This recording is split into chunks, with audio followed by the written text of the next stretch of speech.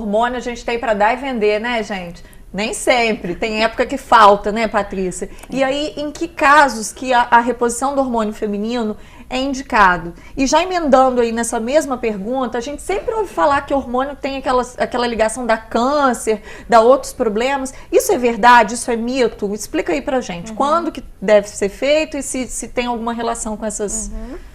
Então, em relação a quando ser feito, o que acontece? É recomendado que a mulher, ela está sempre fazendo acompanhamento com o ginecologista, né? Para poder estar avaliando essa questão dessa redução hormonal e dos sintomas que vão surgindo com isso. Deixa eu com endocrino... te fazer uma pergunta super rápida. A procura ao endocrinologista, que é o tema do nosso... deve ser tão era até o que eu Porque o ginecologista a gente tem que procurar pelo menos uma vez por ano. Idealmente de 6 em 6 meses, mas uma vez por ano no mínimo. O endócrino também deveria ser assim? A partir dos 40 anos eu recomendaria que sim. Para isso, para você começar a identificar não só essa questão do hormônio feminino, como também algumas outras alterações hormonais que a gente sabe que são mais prevalentes a partir dos 35, 40 anos. Certo. Tá? Então, gente, bota na agenda aí, junto com a ginecologista anual, a endócrino também. E aí volta lá, desculpa. Mas é porque as dúvidas surgem. Então, e aí o que acontece? Essa questão de você, quando que você vai começar, vai na verdade depender dos sintomas que a paciente está apresentando. O que é muito importante ressaltar é o seguinte: a partir do momento que a mulher fica na menopausa, essa questão mesmo da ausência da menstruação por um ano, é muito importante, se você quiser começar de fato a reposição hormonal e não houver nenhuma contraindicação, que isso seja feito o quanto antes. Porque existe uma coisa chamada janela de oportunidade. O que é isso? Vários estudos mais recentes têm mostrado que a mulher se beneficia muito em vários aspectos, a questão do risco cardiovascular, a questão da redução, por exemplo, do risco de câncer de cólon, tá? Câncer de intestino, tá? A questão também da redução em relação a risco de osteoporose e tantas outras coisas. Se essa mulher começar essa reposição nos primeiros 5 anos após a menopausa, tá?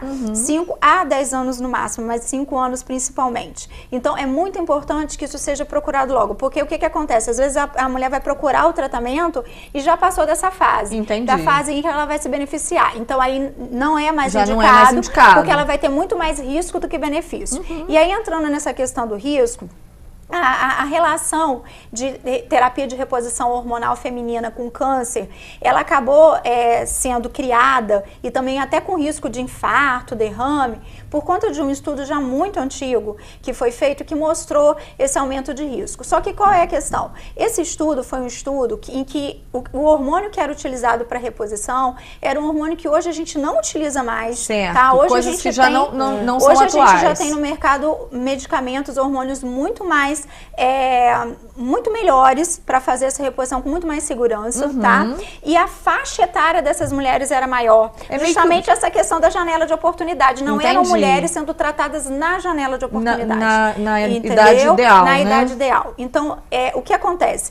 O que a gente precisa muito é o seguinte, é ter uma relação com a paciente muito boa, tá? E definir claramente se aquela paciente, ela tem indicações, se ela tem contraindicações, e fazer a melhor escolha em relação à terapia a fazer. Certo. Doutora, agora eu queria saber assim, em relação à testosterona, como é que fica em relação à queda, se há aumento de testosterona? A gente tem visto muito esse uso indiscriminado aí do hormônio masculino. Exatamente. Nesse assunto, porque o que acontece? De um tempo pra cá, começaram a falar disso, de testosterona também cai na mulher quando ela tá na menopausa, ou até antes, tem que repor e tudo mais, e tem a questão da libido.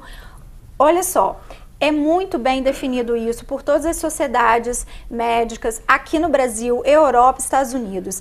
Testosterona, ela não deve nem ser dosada na mulher para você verificar se ela está em falta, se ela está com redução de testosterona. Pelo seguinte, os exames laboratoriais de dosagem de testosterona hoje, eles não são capazes de dar esse diagnóstico. A gente só tem indicação de dosar testosterona na mulher se a gente tem situações em que a gente tem suspeita de excesso, como por exemplo uma mulher com hirsutismo, com excesso de pelo, com acne em excesso. Entendi. Do contrário, não é nem para dosar. Tá?